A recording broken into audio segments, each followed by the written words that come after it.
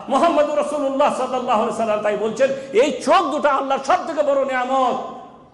এই চোখ আল্লাহর সবথেকে বড় নিয়ামত। আর বান্দার প্রিয়তম জিনিস, বান্দার প্রিয়তম জিনিস, এই প্রিয়তম জিনিসকে আল্লাহ রাব্বুল আলামিন কখনো আমাদের কাছ থেকে কেড়ে নেন, আমাদের পরীক্ষা করেন। কি করেন?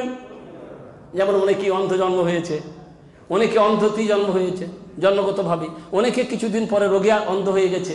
এইভাবে আল্লাহ যখন কারো কাছ থেকে কেড়ে নেন, তার মানে এটা আল্লাহর পরীক্ষা তার উপরে।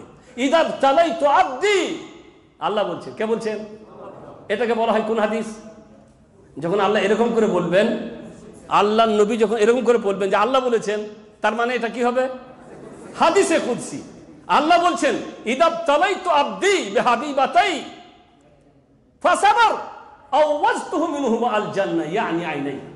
আল্লাহ রাসূল বলছেন, আল্লাহ বলছেন, যখন আমি আমার বান্দার আমার বান্দার প্রিয় জিনিস দুটো কেড়ে নিয়ে আমি ওকে পরীক্ষা করি, আমার বান্দার প্রিয় জিনিস দুটো কেড়ে নিয়ে যখন আমি বান্দার পরীক্ষা করি, ফাসাবার, আর বান্দা যখন ধৈর্য ধরে, কি করতে হবে?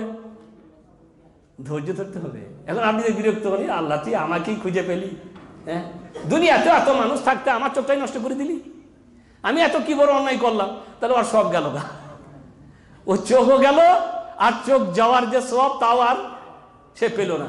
তাই বান্দার যখন আমি দুটো প্রিয় জিনিসকে কেড়ে নিই, ফাসাবার, আর বান্দা ধৈর্য ধরে, মানে সওয়াবের আশা রাখে, আওয়াজতুহু মিনহুমা, আমি তাকে দেব ওই দুটি জিনিসের পরিবর্তে আল জান্নাহ, জান্নাত।